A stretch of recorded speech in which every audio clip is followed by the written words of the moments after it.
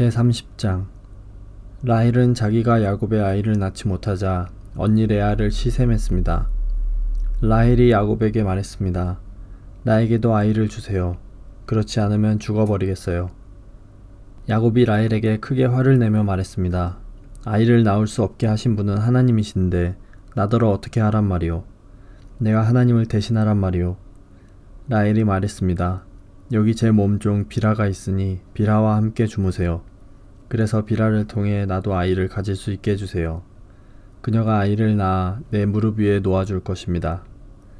라헬은 자기 몸종 비라를 야곱의 아내로 주었습니다. 야곱은 비라와 함께 잤습니다.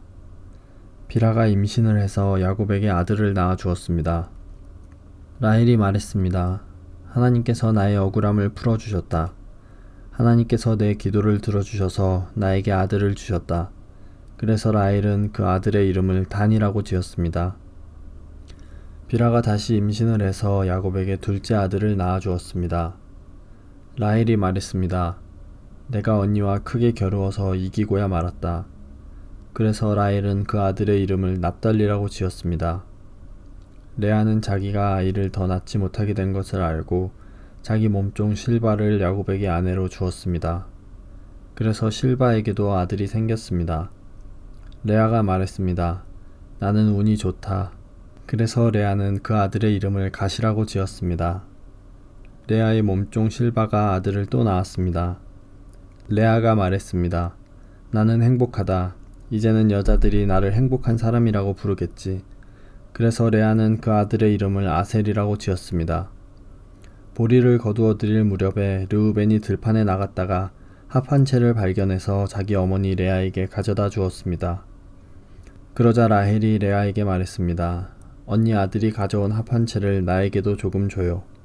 레아가 말했습니다. 너는 내 남편을 빼앗아 가더니 이제는 내 아들이 가져온 합 한 채까지 빼앗으려 드는구나. 그 말을 듣고 라헬이 말했습니다. 그 합 한 채를 나에게 주면 그이가 오늘 밤에는 언니와 함께 자도록 해주겠어요. 그날 저녁 야곱이 들에서 돌아오자 야곱을 맞이하러 나간 레아가 말했습니다. 오늘 밤에는 나와 함께 자야 해요. 내 아들이 가져온 합 한 채로 당신의 대가를 치렀거든요. 그래서 그날 밤에 야곱은 레아와 함께 잠을 잤습니다. 하나님께서 레아의 기도를 들어주셔서 레아가 다시 임신을 했습니다. 레아는 야곱의 5째 아들을 낳았습니다. 레아가 말했습니다. 내가 내 몸종을 남편에게 주었더니 하나님께서 그 값을 갚아주셨구나. 그래서 레아는 그 아들의 이름을 이사갈이라고 지었습니다. 레아가 또 임신을 하여 야곱에게 6째 아들을 낳아 주었습니다. 레아가 말했습니다. 하나님께서 나에게 좋은 선물을 주셨다.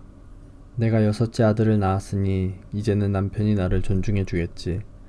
그래서 레아는 그 아들의 이름을 스불론이라고 지었습니다.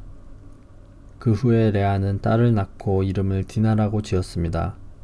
하나님께서 라헬을 기억하시고 라헬의 기도를 들어주셔서 라헬도 아이를 낳을 수 있게 해주셨습니다. 라헬이 임신을 해서 아들을 낳았습니다. 라헬이 말했습니다. 하나님께서 나의 부끄러움을 없애주셨다. 라헬은 하나님께서 나에게 아들을 더 주셨으면 좋겠다 라고 말하면서 그 아들의 이름을 요셉이라고 지었습니다. 요셉이 태어난 후에 야곱이 라반에게 말했습니다. 이제는 제 집, 제 나라로 돌아가게 해주십시오. 제가 장인어른을 위해 일해드리고 얻은 아내와 자식들을 데리고 돌아가게 해주십시오. 제가 장인어른을 위해 해드린 일은 장인어른께서 더 잘 아실 것입니다. 라반이 말했습니다. 괜찮다면 나와 함께 계속 있게나. 여호와께서 나에게 복을 주신 것이 다 자네 때문인 것을 내가 예측하여 알고 있었네.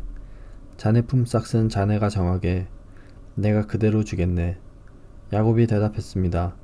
장인어른께서는 제가 장인어른을 위해 열심히 일한 것과 제가 돌보아드린 장인어른의 가축대가 제 앞에 얼마나 있는지 아십니다.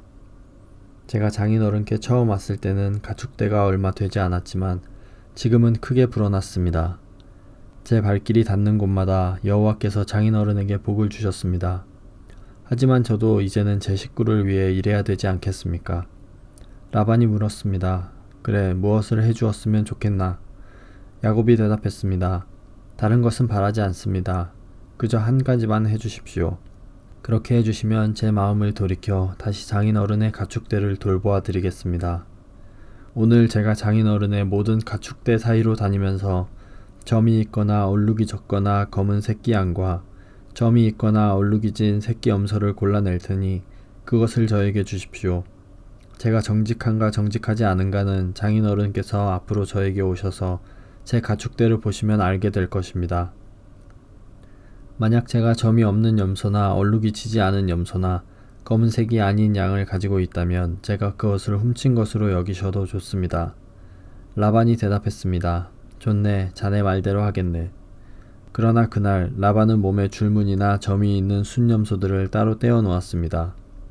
또한 몸에 얼룩이 있거나 점이 있거나 하얀 반점이 있는 암염소들과 검은 양들도 모두 따로 떼어 놓았습니다.